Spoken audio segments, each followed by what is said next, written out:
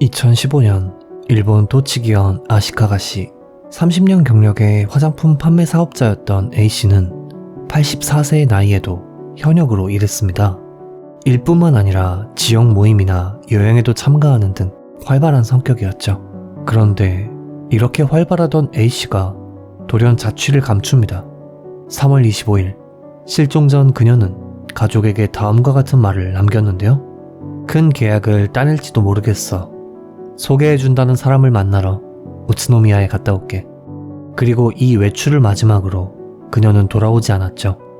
일주일 후 구마현 치오다마치의 한 주차장에서 수상한 증거가 발견되는데요. 주차된 자동차 안에서 A씨의 피가 묻은 상의, 가방, 반지가 발견된 것이죠. 이 자동차는 B라는 40대 여성이 소유한 자동차였으며 자동차 뒷좌석에선 흙 묻은 발자국이 발견되었는데 이는 A씨가 신었던 신발의 흔적과 일치했습니다. 또한 차 내에선 차량 소유주인 여성 B씨의 휴대전화도 발견되었는데요. 이 휴대전화에선 A씨의 실종과 관련 있을 법한 내용의 메시지가 미송신 상태로 방치되어 있었다고 합니다. 정황상 경찰은 자동차 소유주인 B씨가 사건에 관계가 있을 것으로 보고 행적을 쫓았습니다. 그런데 수사 도중 경찰은 다소 의아한 점을 발견했는데요. 이 B라는 여성 역시 A씨가 마지막으로 외출했던 3월 25일부터 실종된 상태였던 것이죠. 그렇게 경찰이 실종된 A씨와 B씨의 흔적을 쫓던 와중 사건은 의외의 방향으로 흘러가게 됩니다. 증거품 발견으로부터 약 20일 후 구마현 타테바야시시의 타타라강을 산책하던 행인이 경찰에 신고를 합니다. 내용인즉슨 강에 사람 같은 게 떠다닌다는 이야기였죠. 경찰의 확인 결과 역시나 해당 물체는 사람이 맞았습니다.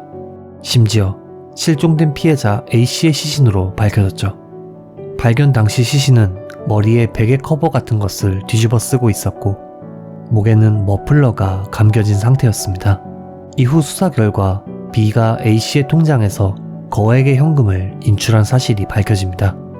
상황이 이쯤 되자 경찰은 B씨를 용의자로 확정짓고 행방을 쫓았는데요. 하지만 좀채 B씨의 행방을 알아낼 수 없었습니다. 그리고 2개월 후인 6월 26일 이번엔 치바현 아비코시의 토네가와에서 신고가 들어옵니다. 신고자는 낚시꾼이었는데 사람 같은 것이 불에 떠있다는 이야기를 했는데요. 현장에 출동한 경찰은 신원을 확인했고 놀랄 수밖에 없었습니다. 발견된 시신은 그간 경찰이 행방을 쫓아온 용의자 B였던 것입니다. 부검 결과 사인을 알 수는 없었지만 사후 2개월가량이 지난 것으로 판명되었는데요. 이럴 경우 용의자 사망으로 사건이 종결되는 것이 일반적이지만 본 사건의 경우는 종결되지 않은 채 수사를 이어갔다고 하네요. 경찰이 사건을 종결짓지 않았던 이유는 용의선상에 다른 용의자가 있었기 때문입니다. 그녀는 C라는 여성으로 A, B씨와 아는 사이였고 이들의 실종 이후 B씨가 거액의 돈을 훔쳐갔다며 신고를 했다고 하네요. 그리고 사건 이후 충격이 컸던 모양인지 불필요한 외출은 삼가한 채 쭉 집안에서 생활했다고 합니다. 사건으로부터 1년 반 정도가 흐른 후 당시만 해도 미제 사건이었던 이 사건에 흥미를 가진 한 신문사가 A, B씨의 지인인 C씨를 인터뷰합니다. 그녀는 사건이 빨리 해결되었으면 좋겠다 라는 말을 남겼다고 하네요. 이 인터뷰를 기점으로 채 한 달도 지나지 않아 마침내 범인이 체포됩니다. 범인은 사건 해결을 바란다고 말했던 C씨, 오치아이 카즈코였습니다. 주변 지인들의 증언에 따르면 그녀는 중학교 시절부터 손버릇이 나빴고 거짓말을 병적으로 일삼았다고 합니다. 고등학교에 진학한 뒤론 폭주종 마스크를 쓰거나 염색을 하는 등 불량 학생이 되었다고 하는데요. 그녀는 돈을 빌리면 갚는 일이 없었고 돈 외에도 책, 옷, 가방 등 무엇이건 빌린 후엔 절대 돌려주지 않았다고 하네요. 빌려준 당사자가 돌려달라고 말하면 카즈코는 늘 이렇게 말했습니다. 응? 언제? 난 기억 안 나는데? 즉 애초부터 빌린 물건을 돌려줄 생각 따윈 없었던 것이죠. 이외에도 그녀에 대한 증언은 다소 소름 끼치는 내용이 많았는데요. 병적으로 일삼던 거짓말로 친구 사이를 이간질하는 것은 물론 무서운 비디오를 볼 때도 웃을 때도 표정이 없었다며 그녀가 감정이 없는 사람이라는 증언도 있었습니다. 고등학교를 졸업한 그녀는 공장에 취직한 후 몇 년 후 퇴직했는데요. 여러 직장을 전전하다 결혼을 했고 3명의 딸을 낳았다고 하네요. 또한 카즈코는 씀씀이가 해뻤고 도박을 좋아했기에 언니에게 돈을 빌려서까지 파친코에 다닐 정도로 단골이었다고 하네요. 한편 사망한 B씨는 언니의 동창이었는데요. 그녀는 카즈코에게 초인적인 존재가 빙의한다고 굳게 믿었다고 합니다.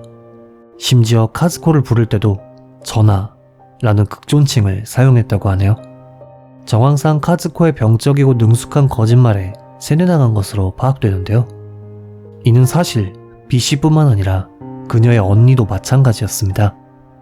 언니는 서로 성인이 된 후에도 카즈코에게 주기적으로 돈을 상납했으며 카즈코가 체포되었을 땐 카즈코는 그런 짓을 할 사람이 아니에요 라며 그녀를 감쌌다고 하네요. 훗날 조사로 밝혀진 범행 동기는 다음과 같았습니다. 카즈코는 무리한 화장품 판매업으로 빚을 지게 되었고 적금을 멋대로 해약해 빚을 갚아야 할 정도로 궁지에 몰린 상황이었습니다. 그리고 같은 화장품 판매업을 하던 30년 경력의 베테랑 A씨라면 돈이 많을 것으로 예상, 큰 계약이라며 A씨를 속여 B의 자동차에 태웠습니다. 이동 중 카즈코는 A씨에게 돈을 빌려달라고 했지만 A씨는 거절했고 빌려주지 않는다면 빼앗을 수밖에 없다고 생각한 카즈코는 동승한 B씨와 함께 머플러로 A씨의 목을 졸랐습니다. 이후 수사에 혼선을 주고 B의 단독 범행으로 보이도록 하기 위해 공범인 B마저 살해한 뒤 B의 휴대전화에 A씨 살해에 대한 내용을 남겼던 것이죠. 즉, 조사 과정에서 발견된 휴대전화 등의 증거는 카즈코가 조작한 증거였던 것입니다. 그녀는 재판에서 자신과는 상관없는 일이라며 이러한 사실을 전부 부인했으며 변호 측은 카즈코에게 죄가 있다면 B씨의 시체 유기를 도운 것뿐이라고 주장했습니다. 하지만 검찰은 카즈코가 발뺌할 것을 알고 있었기에 여러 증거를 준비했는데요. B씨가 인출한 돈과 카즈코가 갚은 빚의 금액이 정확히 일치했던 점, 사건 후 B가 돈을 훔쳤다며 경찰에 신고해 피해자인 척했던 점 등을 들어 그녀의 주장을 정면으로 반박했습니다. 또한 당시 사건을 조사하던 경찰관이 증인으로 출석, 3년간의 미제 사건을 해결하는 열쇠는 카즈코의 금전관계였다. 그녀의 언니와 B씨는 카즈코에게 쭉 세뇌당한 상태였다 라고 증언했습니다. 모든 정황과 증거들이 그녀가 범인이라고 지목하고 있었지만 카즈코는 최종 변론에서조차 제 마음을 걸고 저는 하지 않았습니다 라며 특기인 거짓말을 했다고 하네요. 이후 2018년 12월 21일 열린 최종심에서 매우 잔혹하고 악질적인 범행이며 반성이나 사죄의 기미가 보이지 않는다 라는 재판장의 판결문을 끝으로 그녀는 무기징역을 선고받습니다. 그녀는 변호사와 함께 항소했지만 전부 기각되었고 2020년 3월 3일 재판관 만장일치로 무기징역이 확정됩니다. 자칫 미제 사건으로 남을 뻔했던 이번 사건 어떻게 보셨는지요? 피해자의 명복을 빌며 영상을 마칩니다. 금이사였습니다.